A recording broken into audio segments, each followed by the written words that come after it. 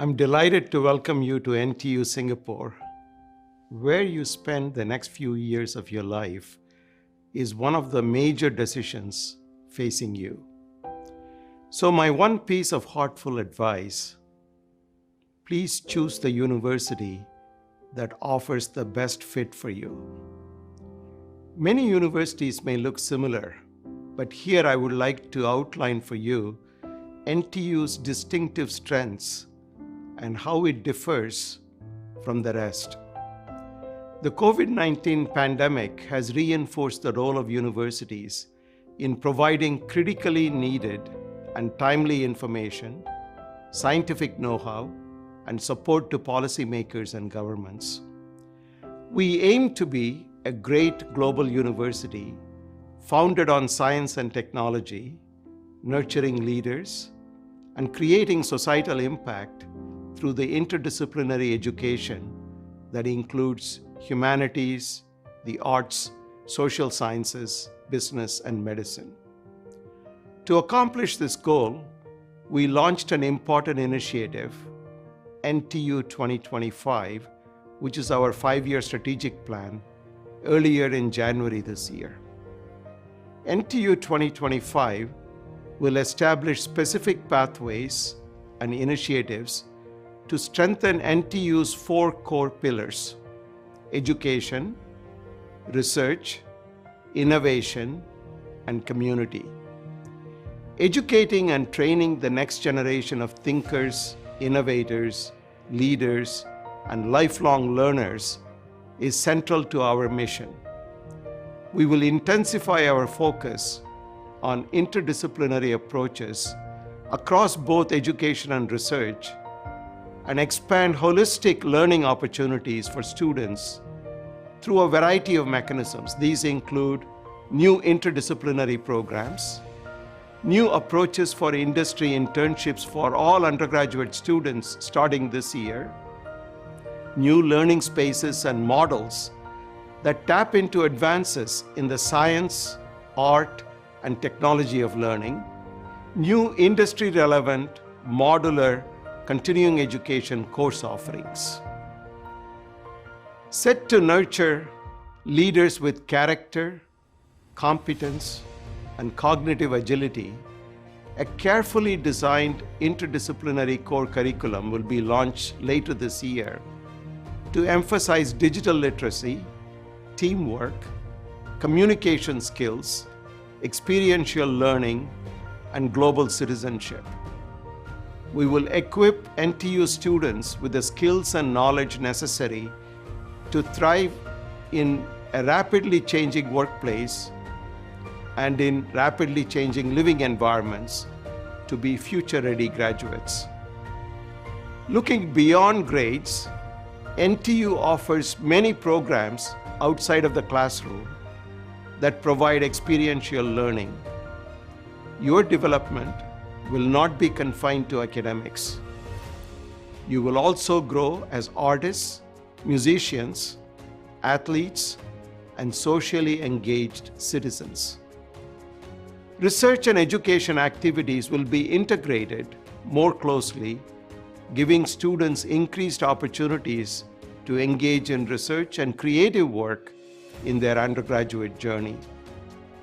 On this campus, you will find industry leaders such as HP Inc., Rolls-Royce, and Volvo conducting cutting-edge research and technology development together with our faculty, staff, and students. This research also tackles some of the most complex challenges that society faces in such areas as sustainable energy sources, aging, food security, cybersecurity, and climate change. Last month, as you may have heard, scientists in NTU reported that they have created a way for humans and plants to communicate with each other. This research opens the door to new technologies that make use of plants. So please don't be alarmed to see some students or even professors talking to our trees on our beautiful campus with lush greenery. This seemingly unusual behavior could be part of groundbreaking research. As a leading provider of continuing education, we will help students navigate through the dynamic changes in the workplace and develop a mindset that prepares them for lifelong learning.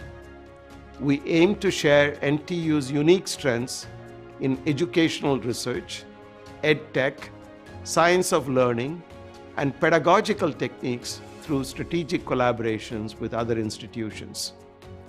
In the coming years, my colleagues and I look forward to supporting your intellectual pursuits, nurturing your success in your academic achievements, as well as extracurricular pursuits, and learning about the social issues that inspire you to action.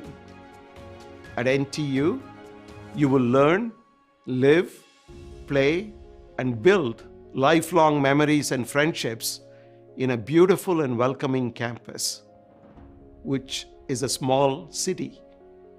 I invite you all to participate in this extraordinary journey. Thank you.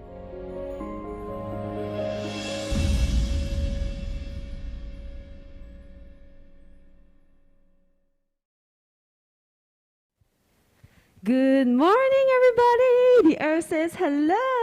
Welcome to the e-Open House for Nanyang Technological University's School of Physical and Mathematical Sciences, also known as SPMS! Woo! We're here right now with the Chemistry and Biological Chemistry Division, also known as CBC! Woo!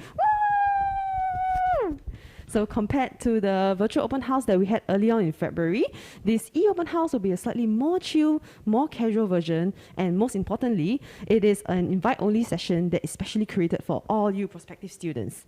My name is MJ. I'm the co-founder of a science channel called Just Keep Thinking, and I will be your MC for today. Okay, I know it's in the morning, guys. Some of you are sleepy. Some of you are probably dozing off in front of the computer, but I so sweet, y'all gonna the morning slot. But that's okay. That means you guys will get to end earlier as well. So just grab a coffee, slap yourself up if you have to, because it will be an informative and hopefully mildly entertaining session for the next 1.5 hours. So let's get right into it. Speaking about chemistry, it brings back a lot of bittersweet memories for me because I remember struggling a lot with this topic. I got my first and only ever C grade for a biological chemistry module back in my university days. There were so many benzene rings to remember. There's so many benzene rings to draw. Every line you draw in the benzene ring means something else. But it's okay, hopefully, today I'll gain more insight from our panel of speakers, starting off with the first speaker of the day, Associate Professor Tan Hao Xiang, who will be giving a general introduction to the CBC division. Also, if you guys have any questions, you may type your questions below so that we may answer them during our Q&A segment later on through Slido. Also, you may type your questions via CBC's Telegram channel at NTU_chemistry. Without further ado, let's get the ball rolling by inviting our first speaker. Prof. Tam, whenever you're ready. All right, thank you, MJ. Wow, that really woke me up. I really need that high energy after, like a long night of sleep and some coffee. But anyway, so I'm here. My name is Hao Xiang. I'm an associate professor at the chemistry division of biological chemistry and chemistry, right? Actually, we short form it and call it NTU chemistry, just to keep it sweet and short. So I teach physical chemistry in the chemistry department of NTU, and I'm here to basically give you some idea of what our division actually is all about, right? Since you guys may be thinking of joining our big family. So I guess it makes sense for you to know a little bit more about us. So how shall I begin? So what do we do, right? So if we are saying that we are a division in chemistry or biological chemistry in NTU in School of Physical and Mathematical Sciences, what do we actually do?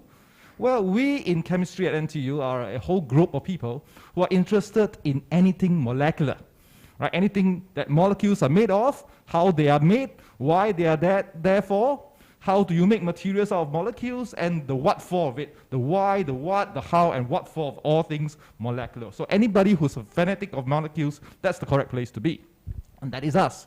And to be more concrete, just a brief introduction of ourselves. We are actually not that old, 16 years old, founded in 2005, together with the founding of the School of Physical and Mathematical Sciences, SPMS, if I got that correct. And we are a molecular family of like about 814 undergrads. If you can add the math, you can see that we're about 1,000 strong, right? Including 800 odd undergrads of all years, almost 100 PhD and master students, and 31 faculty members that are the professors and lecturers doing research.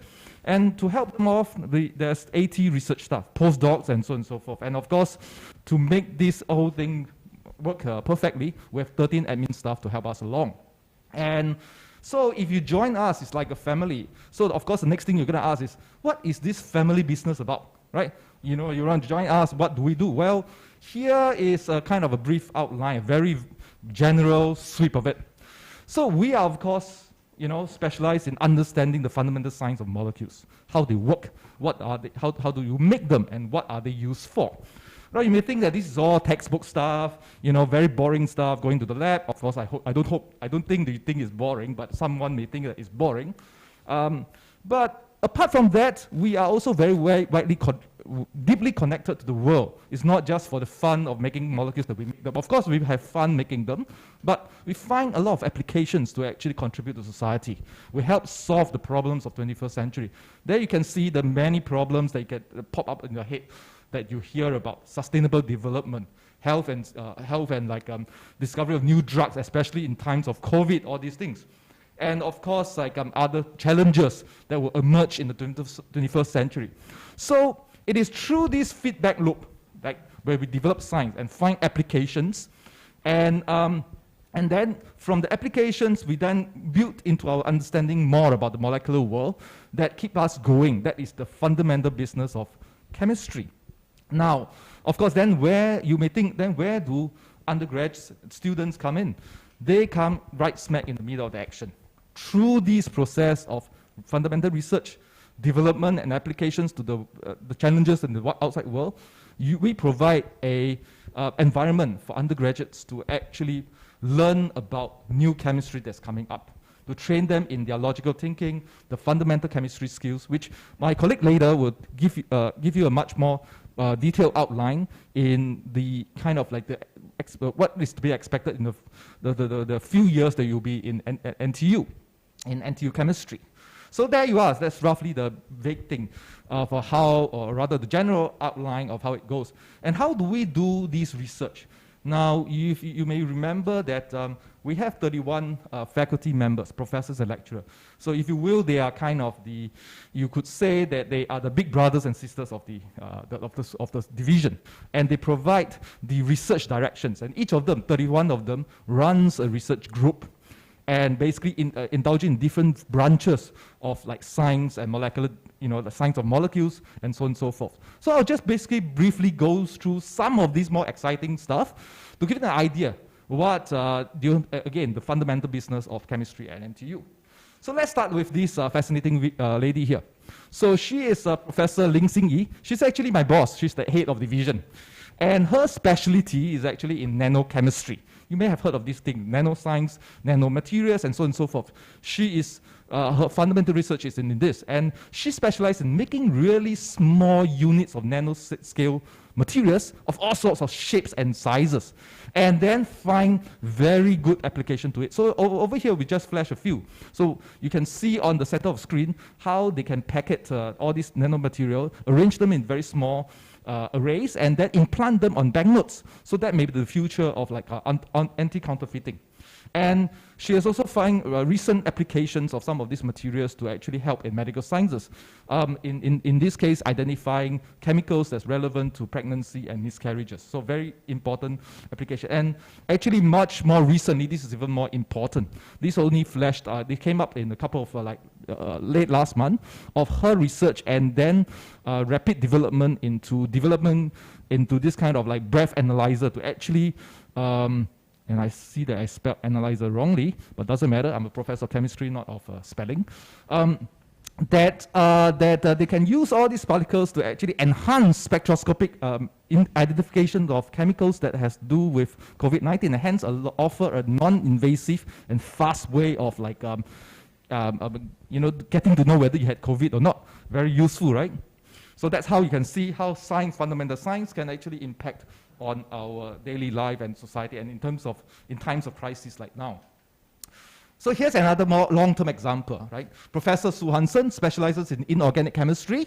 So you may learn about inorganic chemistry, D elements and all those things. May sound boring, but they are actually very useful. Okay? So what he specializes is that he actually have this brilliant idea. He was looking at, the problems.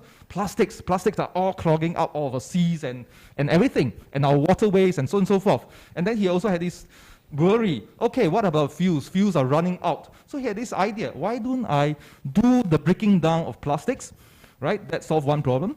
And then the breaking down of the plastics then give me fuels to actually power our, next generation,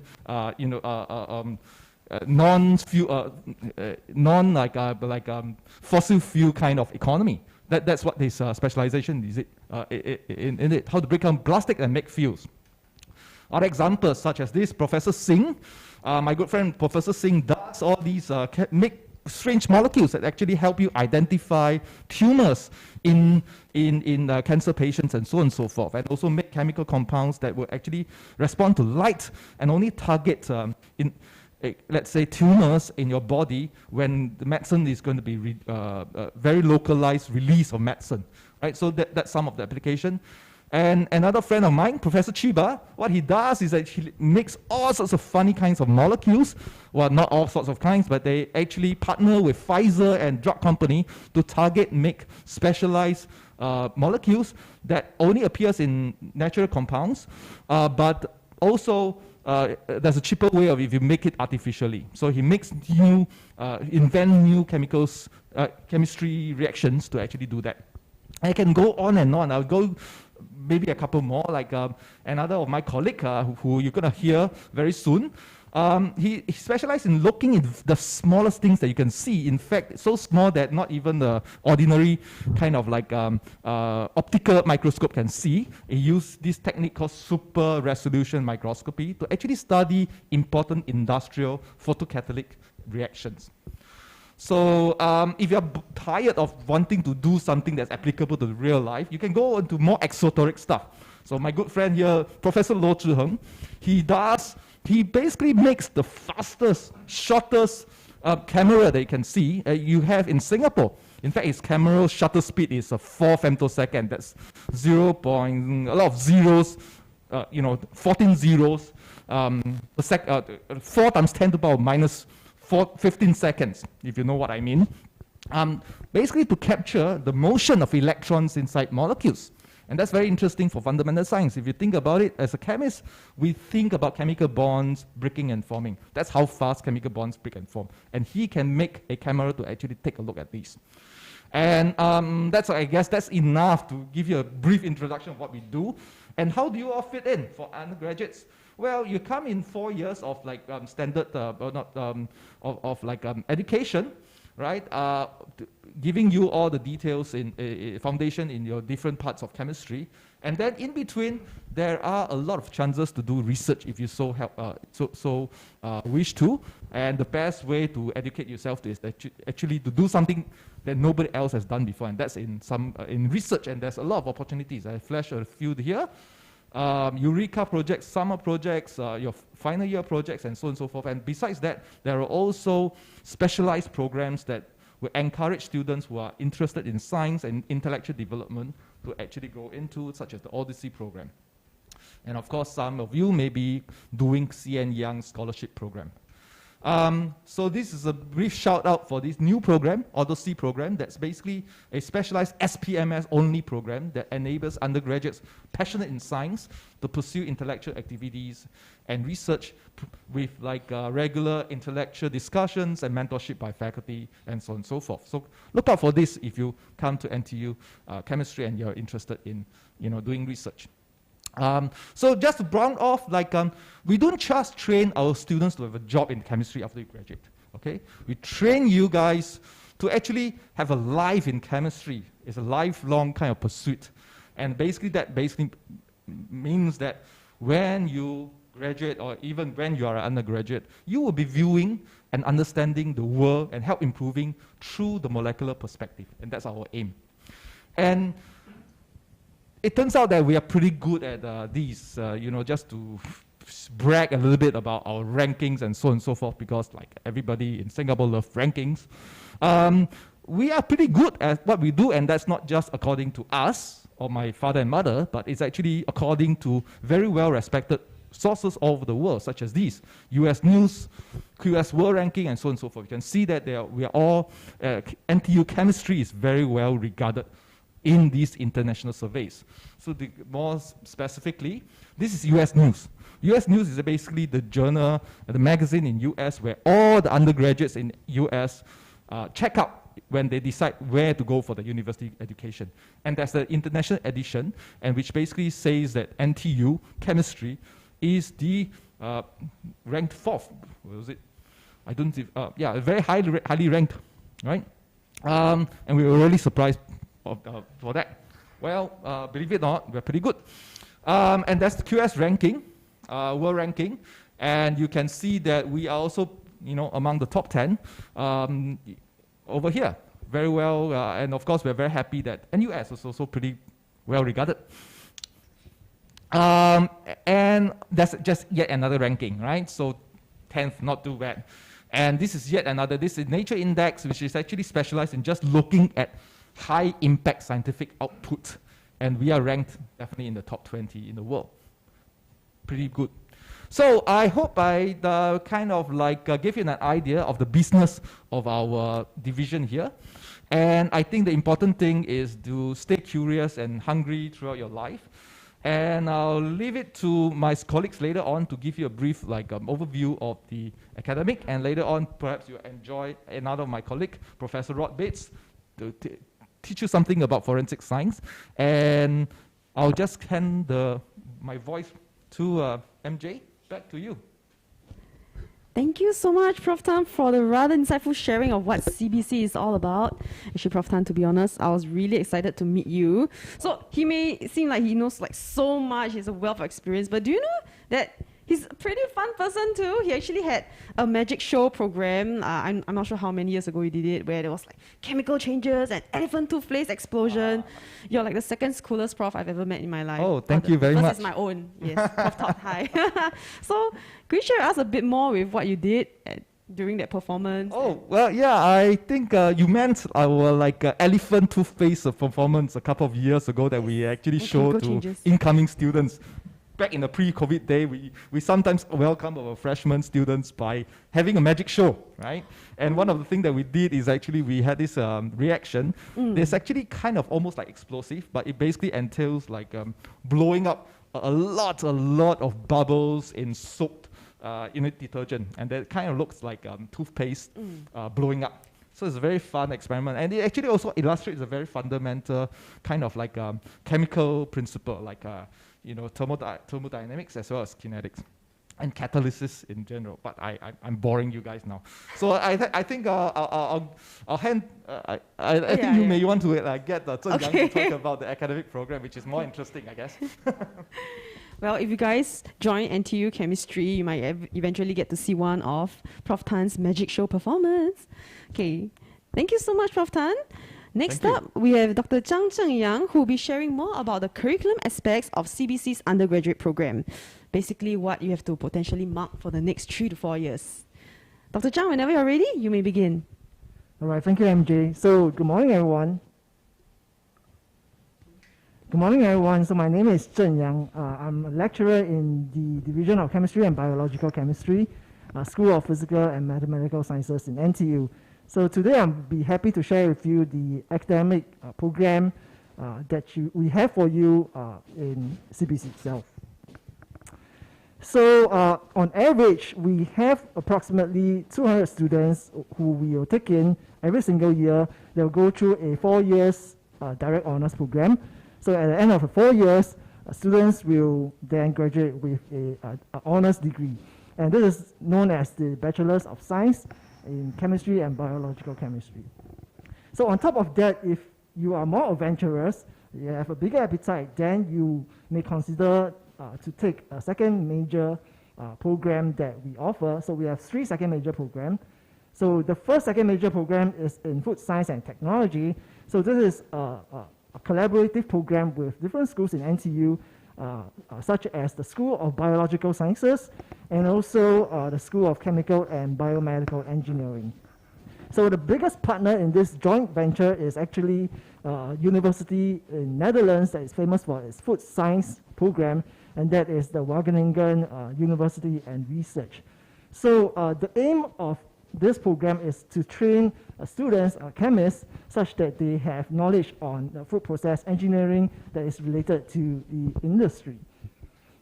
And then the second major program that we have for you is in environmental sciences. So this is a joint program with the Asian School of Engineering and also the School of Civil and Environmental Engineering.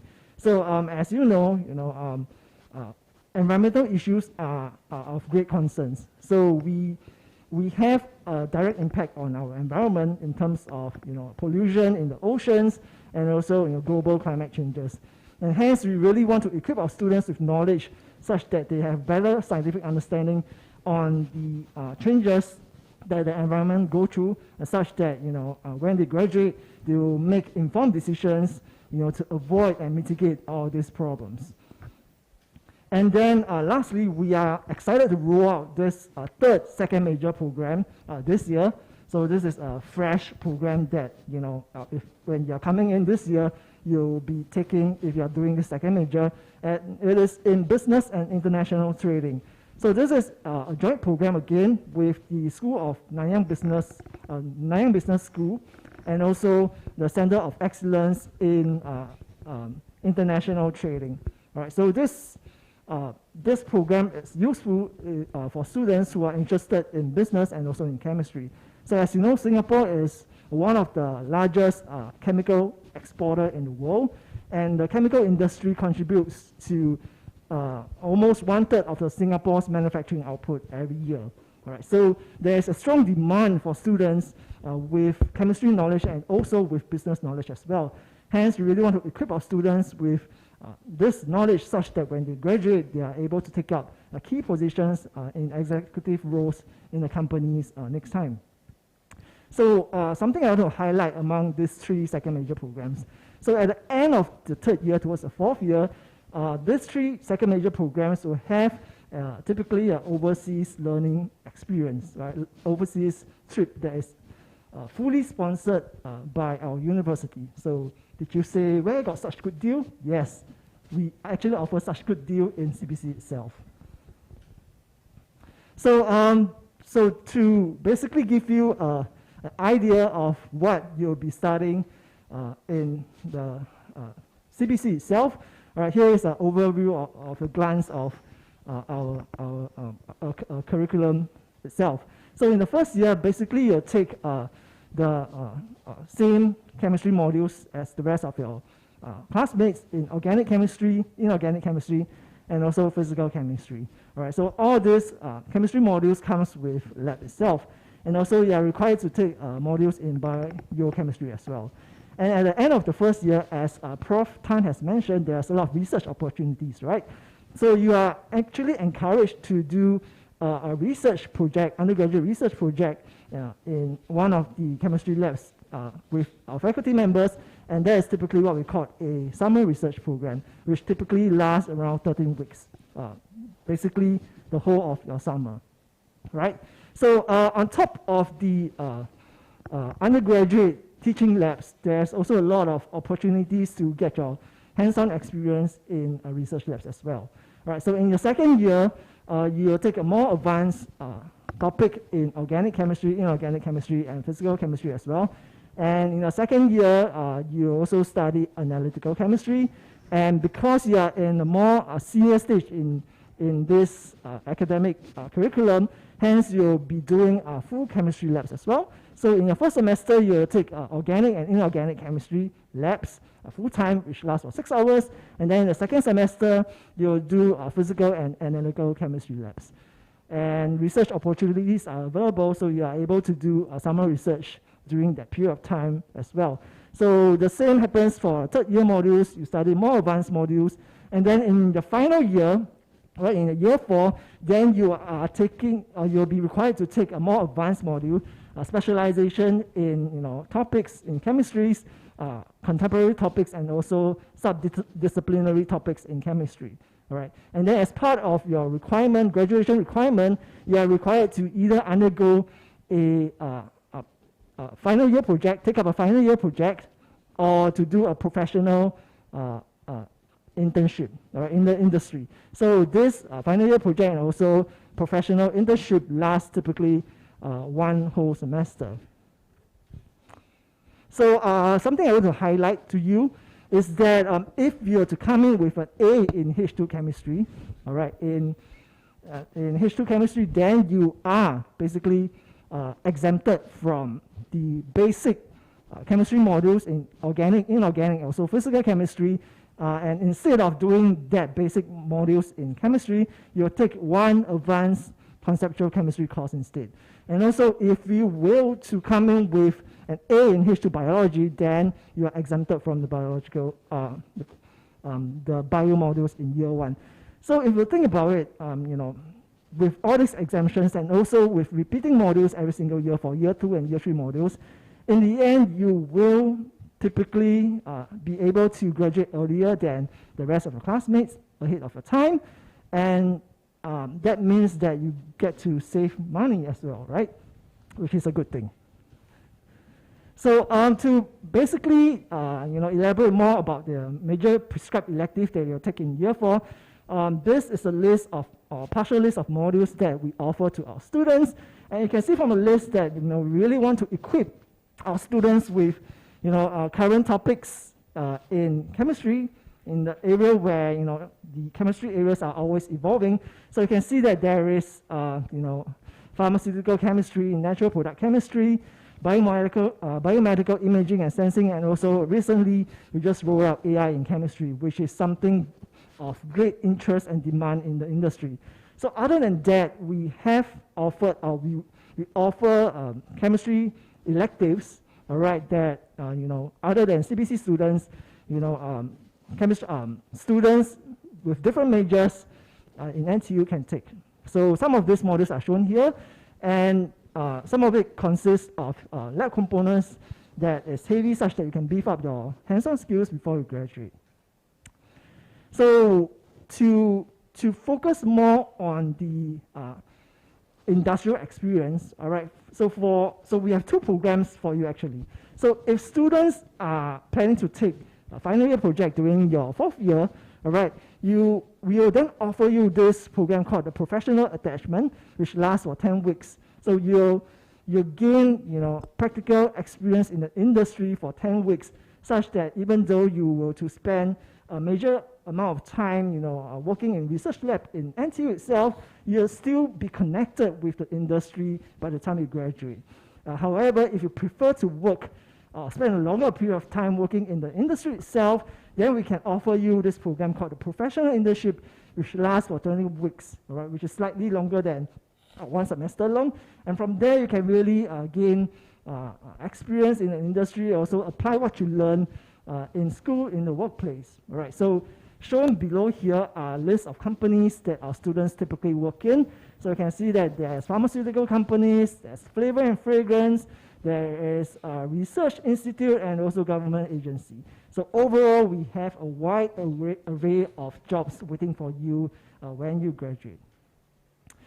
So in line with what we talked about for industrial attachment, all right, we have another program which is pretty new, and it's called a co-op education program. So as the name suggests, co-op education program is basically, to educate our students from the point of view of faculty members in SPMS and also industrial supervisors, right? So we have people in academia and also in the industry educating you chemistry throughout your 4 years in NTU. All right. So typically this is a 50-week long program, and it's very selective. You only offer selected seats to a number of students each year, and the breakdown is shown as such: 10 weeks in the first year, 10 weeks in the second year, and 30 weeks in the third year. All right. So we hope that through this program you can gain industrial experience and also develop professional competencies, in the industry before you graduate. And below are also a list of companies that our students typically worked in for this co-op program. And research experience, we do offer a lot of research experience in CBC itself. So Prof. Tan has already mentioned that we are one of the top universities in the world in terms of doing research and also chemistry education. So what better way to gain or use this top ranking facilities that we have to build up your research experience in NTU, right? So research experience typically lasts in the summer research or the FYP projects, right? And during undergraduate research, you can then pick up cutting edge science and also, more importantly, critical skills, soft skills such as critical thinking, creativity, and also problem solving skills. Something that you'll never be able to do it if you're to only follow the instructional teaching lab where everything is guided and go from step A to step B to step C. Research is basically solving open-ended questions, and this is additional skill that you gain, right? And also, if you do undergraduate research experience, you also receive academic credit as well. And lastly, what better way to learn more about chemistry outside the classroom is to go on exchange, right? To widen your horizon. So students, statistically, almost half of the cohort in CBC go for exchange when the situation allows. In an overseas university to widen their knowledge, immerse in the culture and also experience what is the chemistry education in the foreign universities. All right. So for exchange-wise, you can either do a short exchange which lasts for probably a couple of weeks or a longer one which lasts for 1 semester. So for longer overseas exchange which lasts for 1 semester, you can then basically do study real chemistry or also work in an undergraduate research lab. So which some of our undergraduates have done their FYP in, right? So I will strongly encourage you to go for, exchange if possible, such that, you can gain more knowledge outside NTU itself. So this is the end of my briefing, and I hope that through this talk, you will have a better knowledge on the academic program in CBC itself, and I hope to see you this coming August. Thank you very much. Thank you, Dr. Zhang, for the curriculum sharing. I was really impressed with the double major program that you guys have where, students get to gain knowledge from 2 different fields. How do you think that has helped the new students or will help the new students navigate their way through the problems of the 21st century? Yeah, so this double major program, before we wrote this, we gather industry partners and to, discuss with them what is the actual demand and interest in the industry itself. And then through their feedback, we gather that these are the 3 main areas that, the industry typically requires. And hence, we came out with this curriculum such that, we are able to equip our students with the knowledge so that when they graduate, they are able to take up key positions and key roles in such industry to solve the problems that the world is currently facing. Wow, that's amazing. Thank you so much, Dr. Zhang. Thank you. Just a reminder for you guys, if you guys have any questions, please do send it in so that we may answer them during our Q&A segment later on. Or you may also ask via CBC's Telegram chat at NTU_chemistry. Okay, moving on to the next CBC speaker of the day, we have Mr. Lee Jin Kai, who will be sharing his undergraduate experience here in NTU's CBC division. It should be rather fruitful and exciting, right? I mean, right. We are a live session, you can't say otherwise. Yeah, you have to say something. Joking, that's why he's here. It's a positive experience. So Mr. Lee, whenever you're ready, you may take it away. Thank you.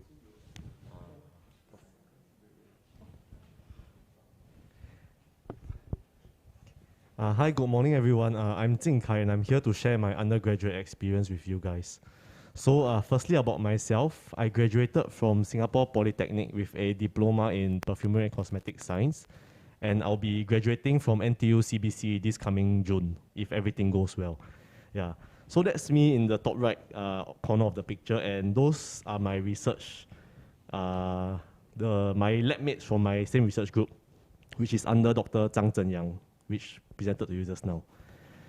So coming from a poly background, I can only tell you how different uni is from a poly student's perspective.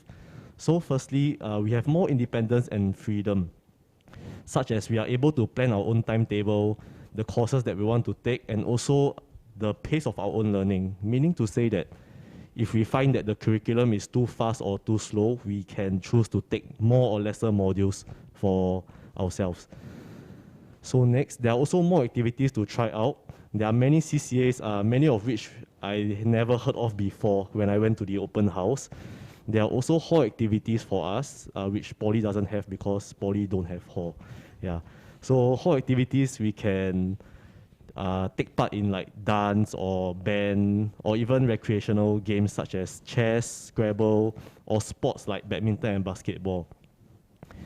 And then there are also many opportunities to meet new people because we have so many CCAs and also we have so many electives which gives us chances to meet people from other faculties like engineering, business, etc. So this is a good chance to build your network. And most importantly, it requires a lot of self-discipline from our side. Because in uni, there's no one that will hound you to submit your assignments on time or to even attend lectures. So as adults, we should take initiative and be responsible for our own learning and education. So always attend your lectures, even if it's online. Yes. So my most enjoyable part of CBC is actually in the teaching labs, conducting experiments. So every semester we have one module which requires us to do lab, and it will either be organic or physical. So these are the organic labs, and that guy in green there is actually a teaching assistant known as a TA. So there are many TAs who are very approachable and friendly and are always keen to share their knowledge or to even lend a helping hand in the lab. So in my final year, I also became a lab TA and a peer tutor so that I could help my juniors with their studies if needed. But CBC is not just about lab and studying. So I also took part in the inter-school games representing SPMS for badminton.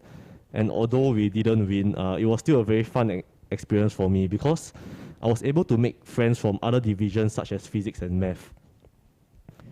So during my summer vacation after my first year, I went for a summer exchange in Korea. So I did Korean ceramics and Korean level 1 in Ewha Women's University. Yeah, so take note that even if you're a guy, you can apply there for summer exchange or even full semester exchange. And the university students there will be sort of like your tour guide. So yeah, just letting you guys know. So after I came back to Singapore, I continued learning Korean. So I did a minor in Korean language. So I studied up till level 4. And the teachers are really passionate in sharing their culture. And it was also very nice to be in a classroom environment where all the students are interested in the same thing as you. So because of this positive experience in Korea, I wanted to give back that same experience to incoming exchange students to SPMS. So I registered to be a SPMS outreach ambassador. And what we did is we brought exchange students around SPMS facilities to view the different research labs, the different equipments that we have, such as the TEM, SEM, etc. And then the following day, we brought them to view local landmarks such as Chinatown, MBS, Gardens by the Bay.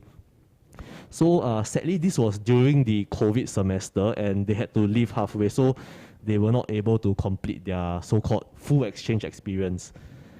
And then in my final year, I did a FYP, final year project under Dr. Zhang. So FYP is actually really fun because we get to learn many new things which are not covered in our normal CBC syllabus. So it requires us to be more like self-motivated when it comes to learning. You have to find out things by yourself.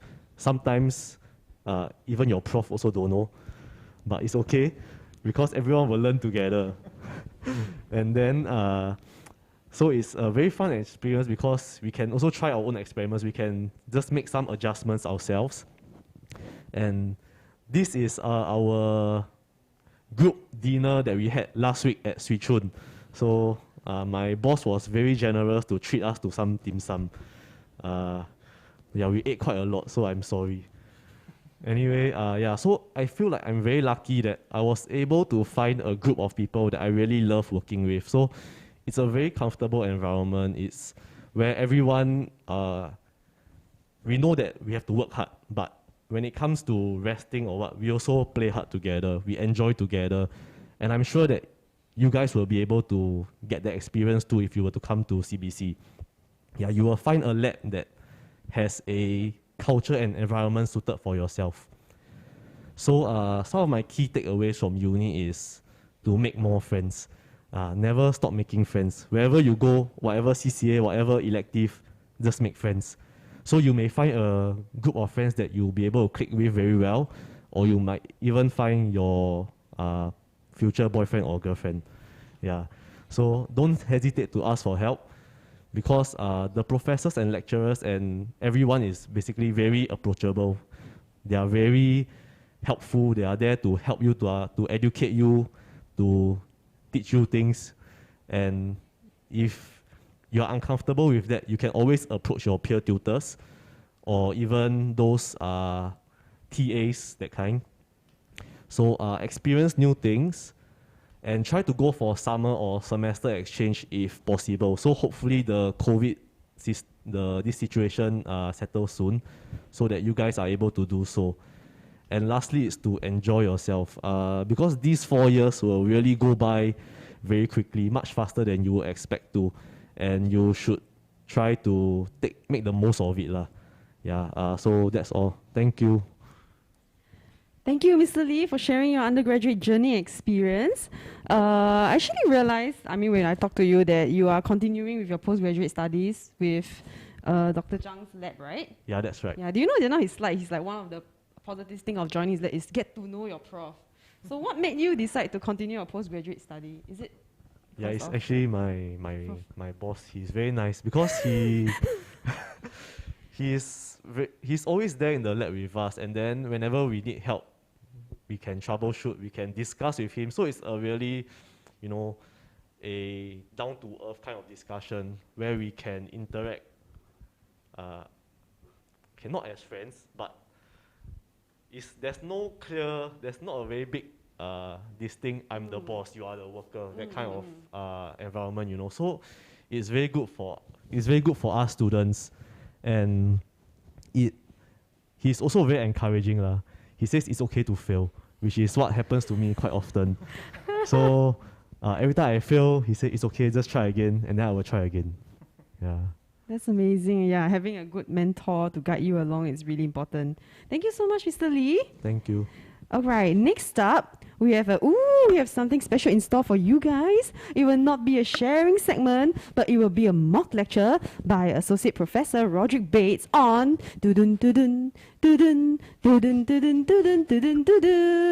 forensic science. Yay! I'm super stoked. I'm super excited. I think this is one lecture that you will not fall asleep in. Prof. Bates, the stage is all yours. Thank you so much. So chemistry is a subject that has many, many different applications, and it can be applied to crime. You can apply chemistry both to committing crimes and also to solving crimes, and that brings us to forensic science. Because many people think that forensic science is really about biology, but actually a lot of forensic science is based on chemistry. And that's why we started a forensic science elective course. This is open to all students at the university, and that of course includes anyone who comes to study chemistry. So what I'm going to do is just introduce you to some of the characters who appear in our forensic science course. So the first one is Colin Pitchfork. Now Colin Pitchfork is very famous in forensic science because he is the first person ever convicted of a crime through DNA evidence. So this goes back to 1983, when a teenage girl was found at a place called Narborough in England in the woods, and she'd been raped and murdered. And back in 1983, there was not much you could do to solve that crime. Then 3 years later, another victim was found, raped and murdered in pretty much the same place. And the police thought that the same man had committed both crimes. And then they got lucky because someone came forward and confessed. A young man called Richard Buckland came forward and confessed to the second crime, but not the first one. Now, the police were convinced that the same person had committed both crimes. Now, by chance, Narborough is near Leicester, which is where Professor Alec Jeffreys works, and he, of course, is the man who invented what we call DNA fingerprinting. So the police sent samples from the two crimes and from Richard Buckland to Alec Jeffreys to analyze. And so Alec Jeffreys came back and said that he'd got good news for them and bad news. The good news was that they were right. The same person had committed both crimes. The bad news was that it wasn't Richard Buckland. Buckland had actually confessed to a crime that he'd not committed. So, how to catch the killer? What they did was to screen every single adult male in that town, sending all these blood samples to Alec Jeffreys to do the DNA analysis. And that is how Colin Pitchfork was caught. But it wasn't that simple. Colin Pitchfork played a trick, and he very nearly got away with murder. But he was caught. And if you want to know what his trick was and why it didn't work, well, you've got to come to CBC and take our forensic science course. Next character, Daniel Holdom. This is an Australian case, and it starts with a suitcase. This suitcase was left by the side of a highway at a place called Wainaka in South Australia. And after months and months and months, eventually somebody opened it up and had a look inside. And what they found inside was some clothing and the skeleton of a little girl. Now, to solve the case, you need to know the identity of the victim. But how can you identify someone who has been reduced to simply a skeleton? Well, it was through this. This is a quilt which was in the suitcase. And this is not just some quilt somebody bought from a store. This was a handmade quilt. In fact, it had been made by the little girl's granny. And because it was handmade, it is a unique object in the world. It is what we call individualized. And when this quilt was shown on Australian TV, a member of the family recognized it, called in, and provided the name of the little girl, Candace Pierce. Now, if a little girl is missing, where's the mother? It turns out the mother had also been murdered. And in fact, her remains, another skeleton, had already been found more than 1,000 kilometers away in New South Wales. And they were able to show that that skeleton was the mother through DNA. And there's the mother, Carly Pierce Stevenson. They had been murdered by Daniel Holdom. Now, how did the police identify Daniel Holdom as a suspect? How did they get a conviction for the two murders? And how did they reconstruct the whole story of how Holdom murdered them and deposited their remains so far apart in different places in Australia? So if you want to know, you've got to come to CBC and take the forensic science course. Okay, the next character is J.G. Haig.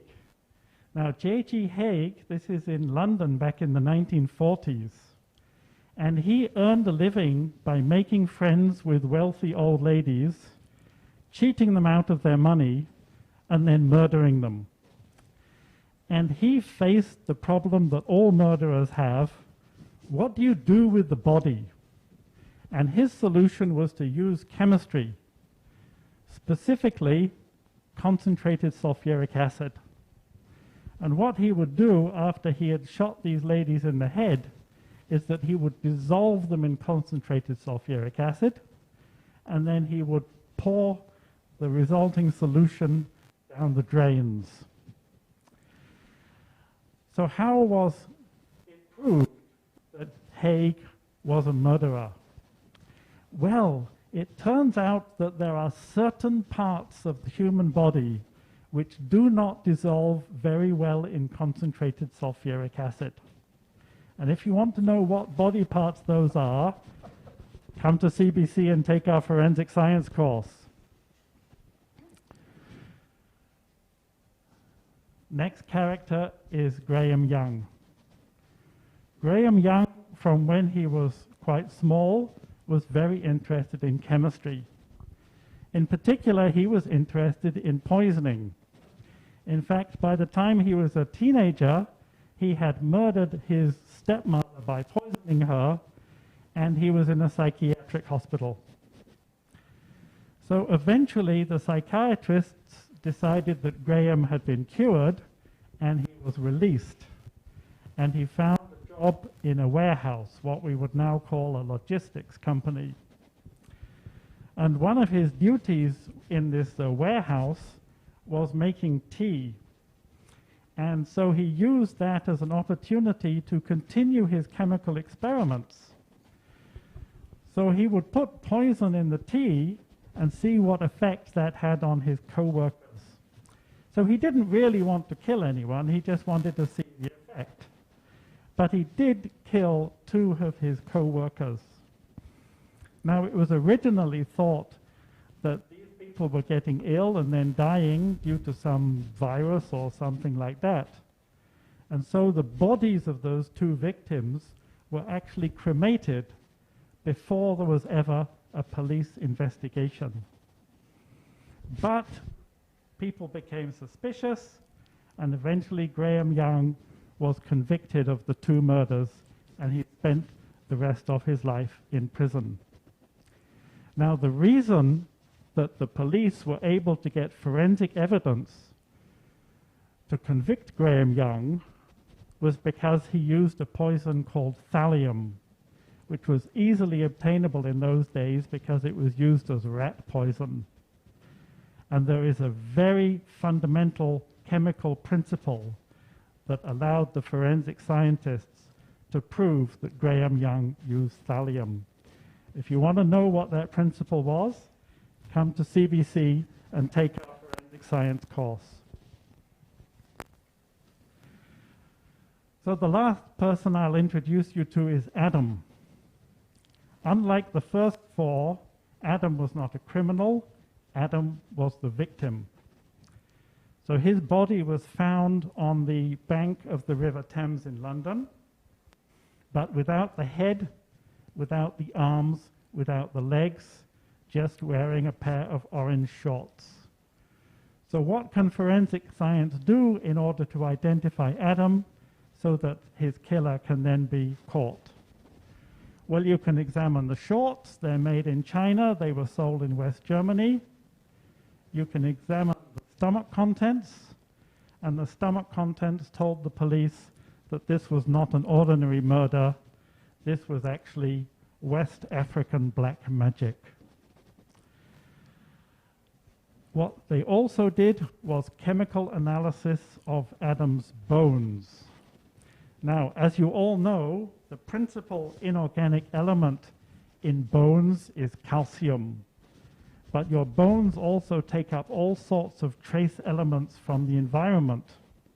And those trace elements are characteristic of where you grow up, or at least they're characteristic of where your food grows. And they were able to show that Adam wasn't just from West Africa, he was from a very specific region of Nigeria. And he had been smuggled to London via West Germany for a black magic ceremony. So if you want to know who was Adam, and if you want to know who killed Adam, well, you can come to CBC and take this course, but we won't be able to tell you.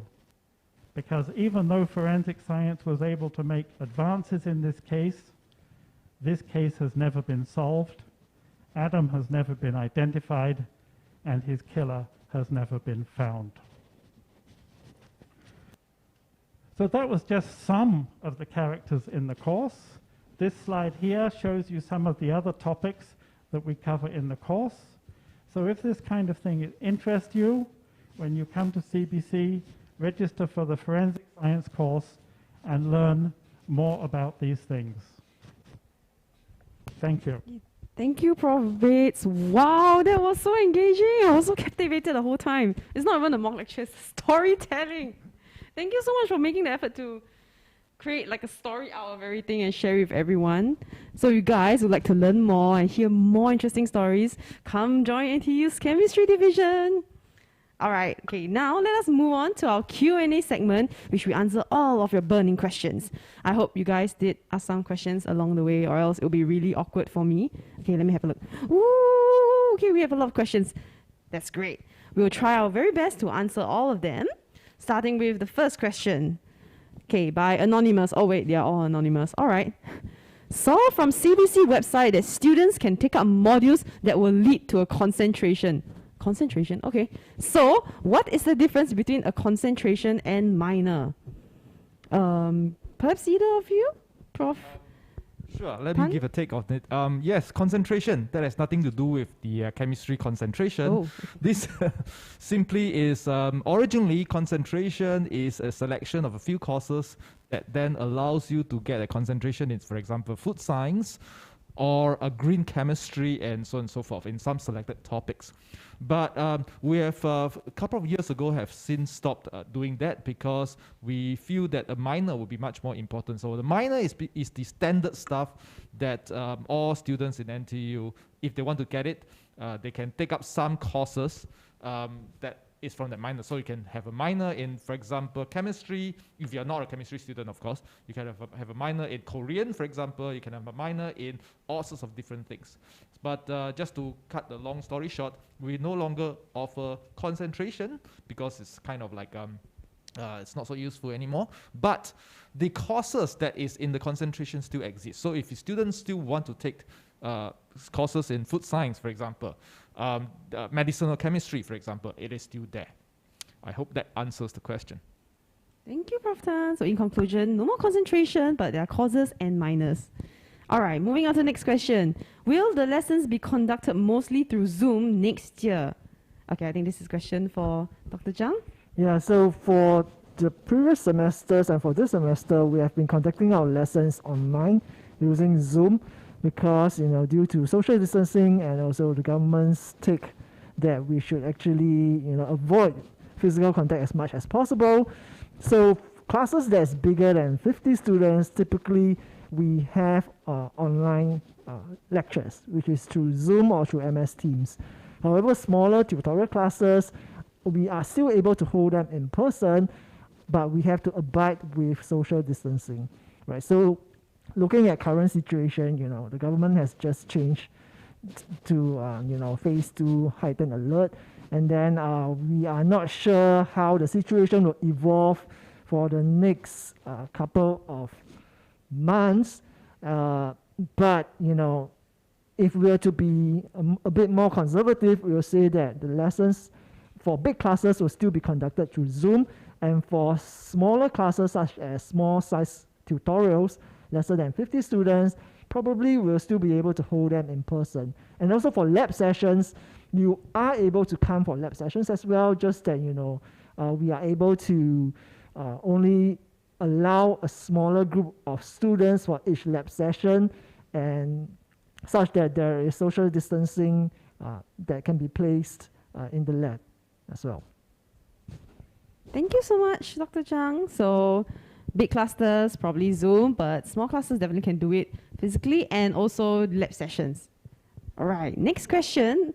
Can I do summer research or any type of research activities in year 1 vacation period? Oh, Jing Kai, do you want to answer that? Yeah, sure. Okay, so during year one vacation period, you are able to do summer research, and that will be a pass-fail module, meaning to say it will not affect your GPA. And for other research activities such as Eureka and Odyssey, those you are only able to do when you become a year 2 student. If you can't get summer or you can't do Eureka, you can always volunteer to be a helper in the lab. Yes, not helper, but like you will be attached to a student and you will be learning from that student, which are your seniors. Yeah. Just to add some more, quite a lot of students actually after their first year, they would opt to do this summer research. That basically entails the students talking with the very friendly lecturers and professors to kind of like carve out a possible project. Typically, because it's the first experience in doing research, the expectation is not super high, right? So you're not expected to kind of like do some groundbreaking Nobel Prize winning kind of research. But of course, as all like things in life, you have to take the first step, and a lot of students will try to do that in their first summer holidays, which is kind of misnomer in Singapore. Of course, that means basically sometime from May to August. Yep, thank you. Thank you, Prof. Tan and Jing Kai. So basically, if you have time and why not make the best use out of it, right? Go for a research program. Okay, next question. What is the difference between chemistry and biological chemistry versus biological sciences? How does their research aspect differ? Well, I'll open it up to the ground then. Does anyone know the I'll give it a take again. Okay. So in chemistry and biological chemistry, although our division is the name that way, but it's essentially looking at things, both chemistry and biological systems through a molecular approach. So in a sense, if I want to just be very kind of like not so fine-grained about trying to differentiate between biological science and chemistry, when it talks about biological subjects, in chemistry essentially is we look at biological systems from the bottom-up approach. We look at understanding proteins. We look at understanding COVID, for example, through looking at what molecules make up their from. Whereas from a biologist approach, it was probably more from the top-down approach, looking from the bigger aspects and then zooming into the smaller one. Then of course, there will be the border between from the top-down and then the bottom-up. So of course, in chemistry and in biology, there's a lot of collaboration involved. And by the time you reach that kind of that zone, it's kind of difficult to say which is which. But I hope I give you an kind of like at least a general idea of the difference between looking at the biological system from the bottom up, meaning the molecular approach, and from the biologist approach from the top down. And hopefully that answers the question. Thank you, Prof. Tan. All right, moving on to our next question. If we are a poly graduate, which modules in year one will we be exempted from? Is it? Dr. Zhang? Just want to say.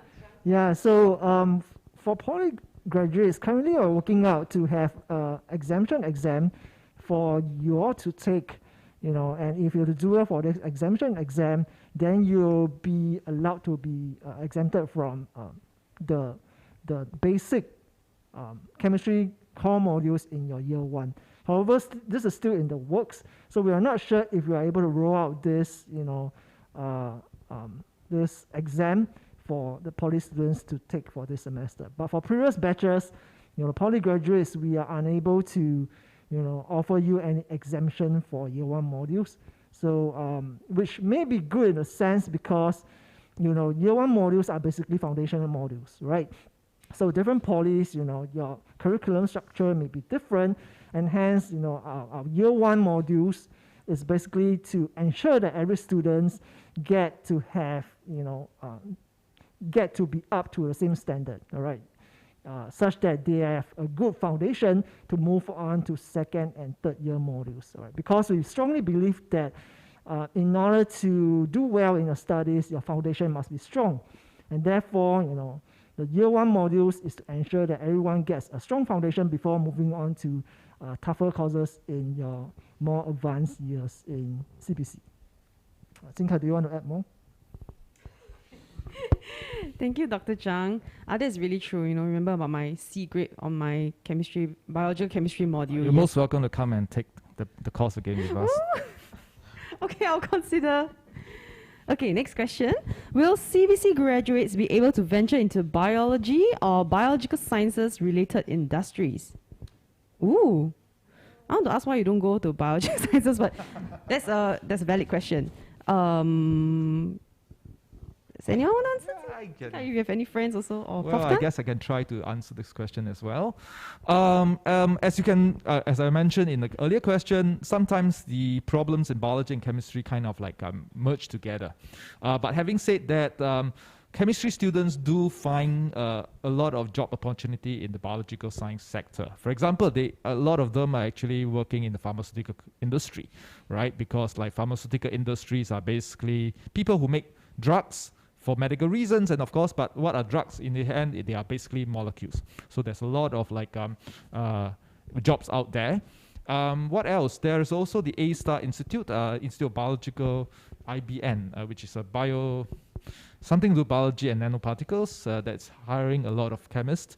And also, for example, HSA, Health Science Authority, you may think that it's more like biological medical, hires a lot of chemistry graduates for analysis and also projects that has related to chemistry, and so on and so forth. So the short answer is yes.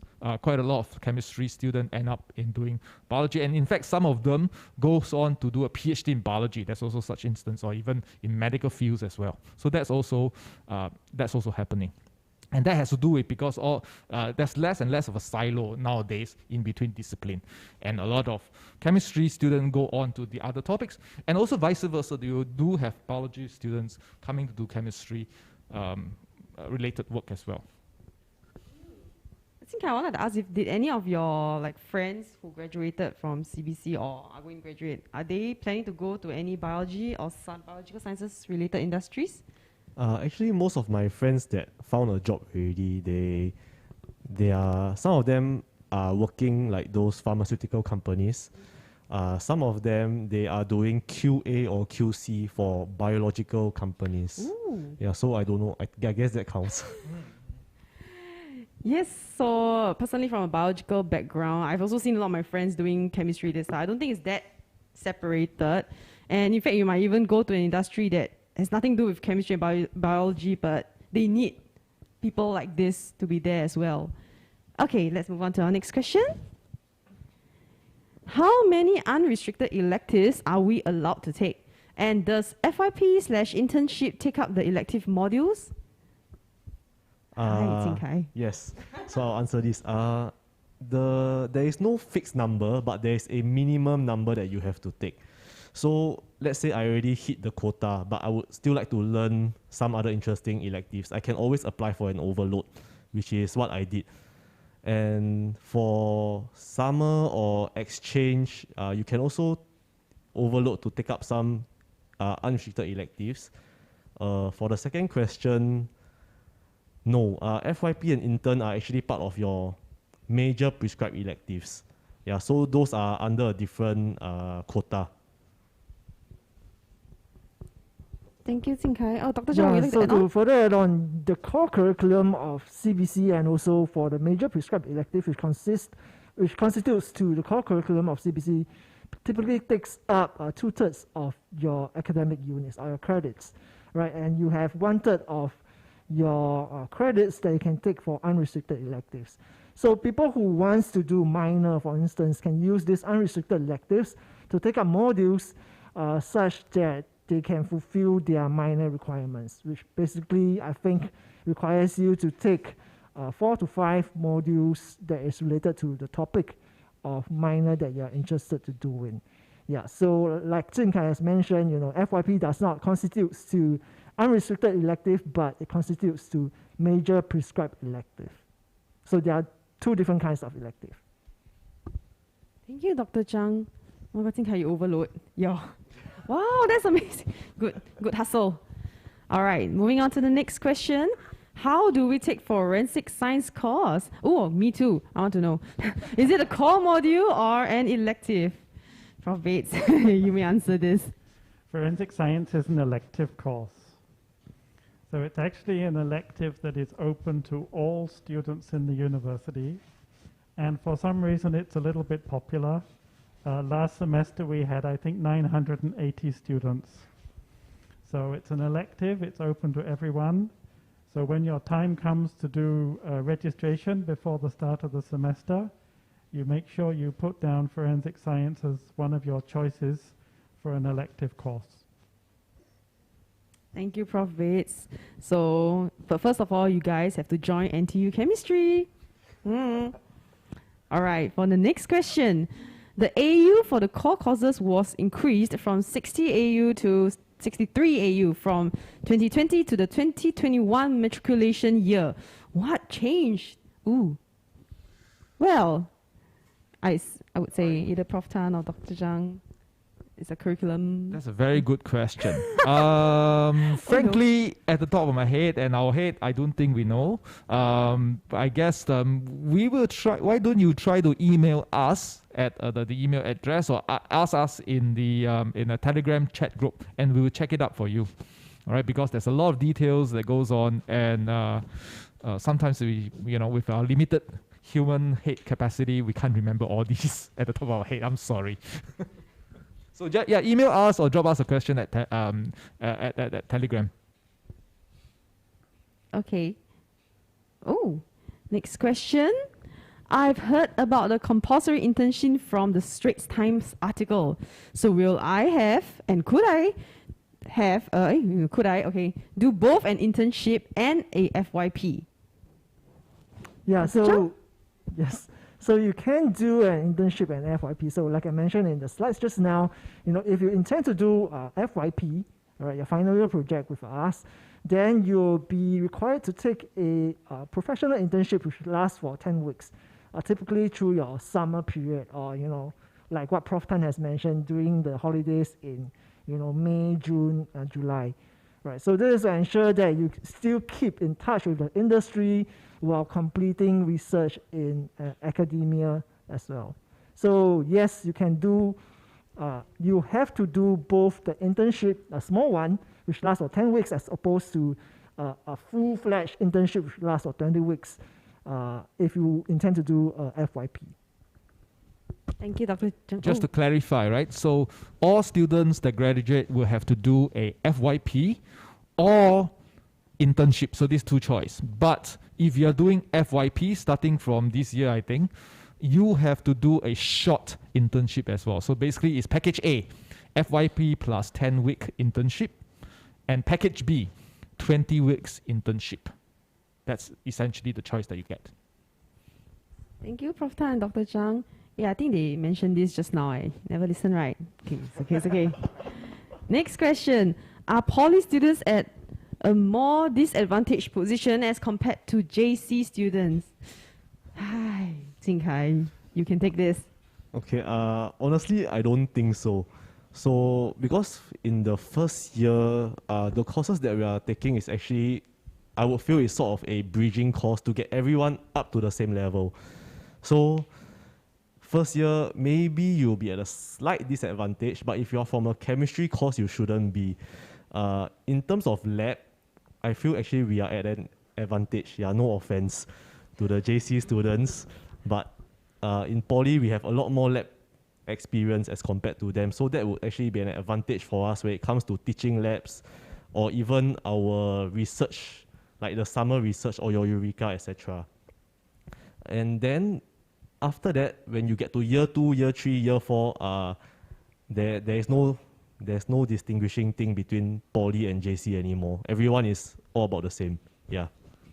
Yeah, just to add on, I'm speaking as a Lao Jiao who has been teaching both poly and JC kids for the past 15 years of my career in NTU. So what Jing Kai says is roughly correct. Yes, indeed, the syllabus is designed in that way. Just now, Zhen Yang mentioned that the first year there are exemptions for JC students if you get good grades, whereas for poly student you may have to take a kind of like a exam to see whether you can make the cut to be exempted. So that basically is the point. So in a sense, the JC students probably would have an edge in the academic exam taking parts of the education, whereas the poly students, because of their experience, because polytechnic education provides for more practical approach to their training, would have an extra edge in their experimental skills because they'll be exposed to more, lab kind of practice and so on and so forth. But in general, after the first year, all these would be averaged out. Both sets of students will get the necessary training for them to excel well for the next step of their education. I hope that answers the question. Thank you, Prof. Tan. I agree with what you say. As a I'm from a JC background, but I think don't see this extra modules that you take as a disadvantage. Take it as a learning experience, something to strengthen your foundation. And yeah, when you realize actually once in year one, you can see everyone's about the same. Everyone's just struggling to get through, and you will just grow and get better from there as a whole team. Yes. That's another take. It's so difficult that it doesn't really matter. Nobody has an advantage. I'm kidding. That's well said. Okay, moving on to our next question. Around what percentage of calculation, theory, and practical are there in the modules? Wow, I think it differs for every module actually, but Dr. Zhang, yeah, I give some, again, I like to give general answers, and basically Zhen Yang can correct me and get more detailed things correct. Generally speaking, of course it differs from your the courses that you choose, but you probably would be thinking of roughly for the first 3 years of your education of the degree program to take about 1 whole day of lab per week. All right, that's a rule of thumb, and the rest of the days would be, you would say, lectures and tutorial. So roughly that's sort of like, if you do it that way, it's like 4:1 or 3:1 of your time versus theory versus practical. Yep. And of course, when you get to your 4th year, you're doing your FYP, things will change obviously. Then you spend much more time in the lab. Well, it depends. If you're a theoretician, you don't spend time in the lab. I guess that's the rough answer. Do you want to add anything? Yeah, so I guess basically, we allocate a similar amount of time to do lessons or coursework in classrooms, and also undergraduate teaching labs, such that you can build up your hands-on skills. For calculation-wise, it depends, right? So depends if you're taking organic, inorganic, or physical chemistry. So for physical chemistry, probably more calculations, organic less, more arrow pushing and such. So yeah, basically that's that. Thank you, Prof. Tan and Dr. Zhang. I think you're in a chemistry division. You can't stray too far away from all these 3 aspects. But of course, as you get into year 3 and year 4, you can finally specialize on something that you enjoy more. Okay, our next question is, what is the benefit of taking a minor? Jing Kai, have you taken a minor before? Oh, okay. Would you like to share? What is the benefits in the student's perspective?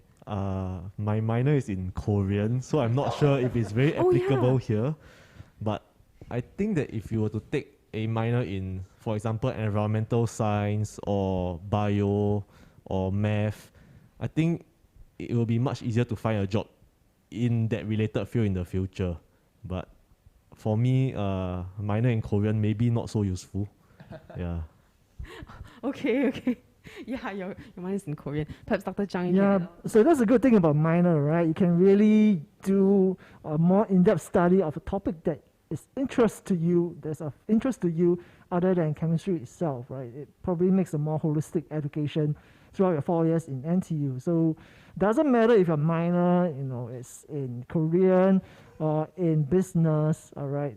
It probably acts as a complementary knowledge to what you're actually doing, right? So feel free to take whatever minors that you're interested in on top of the CBC curriculum that you are really interested in. And also to not do a minor is fine, because if you are totally geek out about chemistry itself, doing basically hardcore chemistry is good enough, right?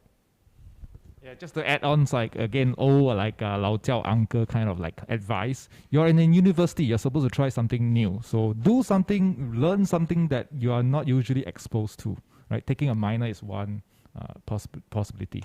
So yeah, go and do a minor, I would say. Thank you, Prof. Tan and Dr. Zhang. Yes, Jing Kai, Korean is useful. You can go to a Korean lady and 예쁘네, 귀요미네, 잘하네. Yes. There's always a use for whatever you are studying. Okay, next questions. Next question. I would like to pursue forensic science in the future, Prof. Bates. You can already see your cohort growing. Are there many graduates who also decide to pursue this field? Ah, he's worried. Okay, Prof. Bates, you can take this question. Yeah, there's always a number of students who want to continue in forensic science and have a career in forensic science. So, but the problem is, you know, this is Singapore. We have a low crime rate. And one of the bad things about a low crime rate is that there are not many jobs for forensic scientists. So the main employer is the Health Sciences Authority, and they hire a small number of graduates each year. And certainly some of our graduates are now working as forensic scientists in Singapore. But, you know, low crime rate, so not that many jobs in this field. And so that's why the forensic science course we have is intended just for interest rather than to prepare you as a forensic scientist. But, you know, if you do want to be a forensic scientist, then a good chemistry degree is a good preparation for that career. Thank you, Prof. Bates. And I think there's a lot of things to learn in the forensic science called like critical thinking skills, analytical skills. So if it's just for interest, please do take it. I would take it, yeah, but I can't. All right, moving on. Do the exemptions for the foundation courses only apply for A-level students? How about IB students who have taken higher level chemistry? Ooh. Prof. Tan or Dr. Zhang? Well, I can try. Currently, because A-levels being the majority of the students coming in, we have kind of like systemized it and clear policy about it. For the IB student, is still not that many. So we think currently the practice is to do a case-by-case scenario. So drop us an email. You know, that's the standard answers that, for questions that we don't have no answers currently. So drop us an email and we'll check on it and we will give you the answer that way. Yep. Dr. Zhang or Prof. Bates, would you like to add on? Oh, no. All right. Okay, moving on to the next question. In one semester, how many modules do we take on average for core, major, and electives? Ding, ding. So in your first year, normally on average we take about 6 modules. Yeah. And when it gets to your 3rd year or 4th year, you'll be taking lesser modules. So major, I think by major you mean like major prescribed electives, right? You can only take those in year 3 and year 4. And we only need to clear 4 in total. So if you split up your load, is in year 3 and year 4, you're taking about maybe 4 to 5 modules. And you have to bear in mind that one whole semester has to be set aside for your internship or your FYP. So with FYP, you can take, I think, another 1 or 2 modules together with that. Yeah. And that's for non-overloading, right? Because we've got like a high flyer here. For so this is non-overloading. kind of like on the average. And also for the core modules, right, typically you will take 1 to 2 core modules per semester, right? If you are really, really smart, you can take up to 3 or more, but it's ill-advised because for core modules, in case you want to overload and graduate early to save money, it may not be a good idea to do so because the content is pretty heavy. So unless you're really, really, really good in your studies, don't try to overload your core modules. Thank you, Prof. Tan, Dr. Zhang, and Jing Kai. All right, next question. Prof. Bates, more of your students. How do we take up forensic science after entering this course? Very, very simple. You graduate with a good degree and then you apply to the Health Sciences Authority for a job. Very simple. Oh, I think the question meant like when they enter NTU chemistry, is it? Yeah. Entering the course. Entering the course. So, new okay. students. How do you get the course? It's an elective course. So when you do your course registration before the start of the semester, you put down forensic science as one of your choices as an elective. So it's built into the course registration system. Yes, it's that simple. But good question. More of your students showing up. Okay, moving on to our next question. Will second major opportunities be open to students who enrolled as a single major but have decent results after year one? Dr. Chang? So for second major opportunities, I have to say that they are actually very selective and exclusive program. So we have only like a handful of students. For instance, for food science and technology, we open up to 10 to 15 seats per academic year, and for business as well, and also for environmental sciences up to 5 year. So for food science and technology, you are allowed to, if your results are good enough at the end of the first year, then we'll offer you the chance to take up food science and technology.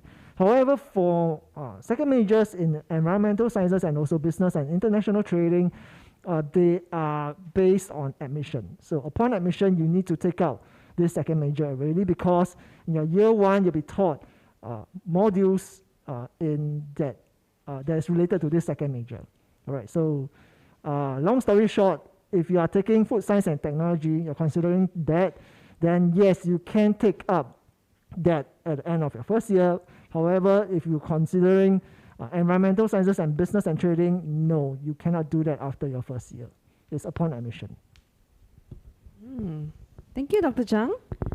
All right, we have next question. Ooh, can we hear more about the alchemy to chemistry module? It sounds like so much fun. Oh, do you have this module? Yes, oh, Prof. Oh, so, by some chance, I'm the person who teach that, and I must say that it's the second most popular course in chemistry after, of course, forensic science. And it's actually a pretty interesting course. It's actually a general elective course, and it's open to everybody in the university. But of course, you need to have some basic chemistry knowledge. It actually connects history and chemistry. It's basically the story about the development of chemistry through the ages, from the ancient times, from the ancient Greeks, the ancient Chinese, the Indians, ancient civilizations. How did chemistry came about to be the modern chemistry that we have? So if it sounds interesting, again, like what Rod would say, come to NTU and you can hear more about that. Thank you, Prof. Tam. That sounds so exciting. I want to go for it too. Oh, next question. Is this the correct course to take up if I want to enter pharmaceutical or healthcare industry in the future? Well, we did answer this a bit, but we can add on. Anyone would like to add on? Quick answer, yes. But of course, it really depends on exactly. What we can say is that we do see that a lot of our graduate students who graduate find jobs. As Jing Kai mentioned already, some of his friends found QA, QC job in pharmaceutical industry. So you for example, you are talking about Pfizer, you're talking about GSK. So we have students who are at the managerial level, as well as in the production, as well as the QC, as well as the validation, as well as like the research science lab level. So yes, for pharmaceutical, definitely.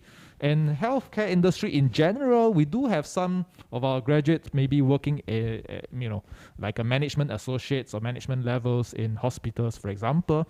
Of course, the scientific training will be very important in all those this kind of industry. So I guess you could say it's not a wrong choice to take if you want to end up in the pharmaceutical healthcare industry in the future. Thank you, Prof. Tan. All right, next question. How much heavier is the workload for double major programs? Are the modules for the double majors only taken from year 2 onwards? Perhaps Dr. Zhang, would you like to answer? Yeah, so for food science and technology, yes, you take your double major program modules from year 2 onwards. But for the other 2 second majors, which is in environmental sciences and also in business and international trading, you take them from year 1 onwards. So for every single semester, probably you take 1 to 2 modules on top of your typical curriculum that non-second major will take. So if you were to do the calculation, per semester 1 to 2, 1 year there's 2 semesters, and then you have 4 years, which is 8. So 2 times 8, which is 16 extra modules you have to take on top of what you do as a normal 4-year honors course in Bachelor's of Science. So 16 extra modules on average for double majors. Thank you, Dr. Zhang. All right, next question. You mentioned that it is okay to fail experiments, or him, not me, him. But will grades be affected if our FYP/research experiments keep getting negative results? Jing Kai. Yeah. So I feel that in research, it's normal to not always get results because that's what research is about, right? It's always about finding new things, and I think most important, your grading. This one I'm not very sure because I'm not the one marking my FYP. But what I feel is that as long as you're able to justify why you get these results, or you can come up with a possible solution such that you are able to get positive results in the future, then it should be okay. Yeah. It's normal to fail in research, but doesn't mean that you should always fail. Yes. Yeah, of course, like as Jing Kai say, research is, basically 80% failure and 20% success. And we do not mark down students just because their experiments all fail, right? It's a learning process. And of course, that's why you have a mentorship program. Your research advisor, your mentor will be, around you talking with you about the research progress. And of course, he or she will understand if it fails, why it fails. And if you know why it fails and all these things, it is a learning process. And that the design of the experiment, the analysis of all these are the things that's being graded. It's not just simply about whether you got like 100% yield for your reaction or not, right? So rest assured, it is not so superficial as in whether if you get 100% yield for your reaction, you get A. No, not such thing. It's much more subtle than that. Thank you, Prof. Tan. In fact, I feel that failure is a result in itself, and you can learn from it and what works and what does not. All right, for our last question, of course, we will keep it for Prof. Bates. I took a specialization in forensic science in Polytechnic. The modules I took seemed to focus on analytical machines and techniques. Would it be similar in NTU? And would you agree that experience in those analytical techniques would be helpful in other jobs? Okay, this is a great question because it shows the difference between poly and university. So the main job of poly is to train people to fill particular roles in industry, which is why they focus on the instruments and the techniques. But university is about training people how to think. So for the forensic science course that I teach, the focus is on the cases, the focus is on the critical thinking, and the focus is on the logic of how the case was solved. So there's the difference between the Polytechnic and the university.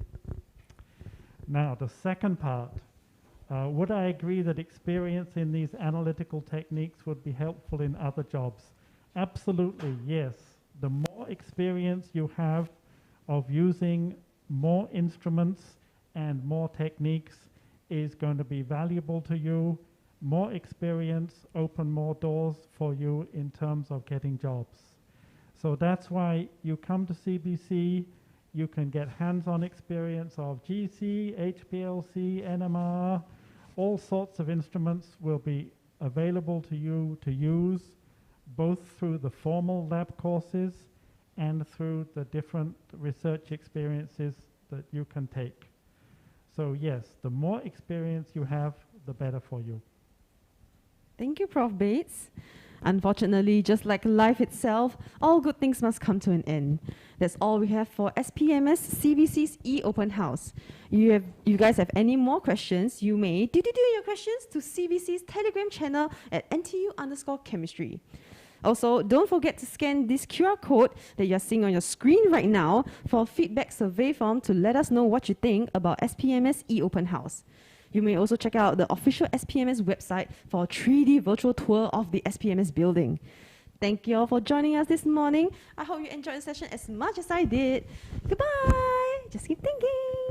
Have your lunch.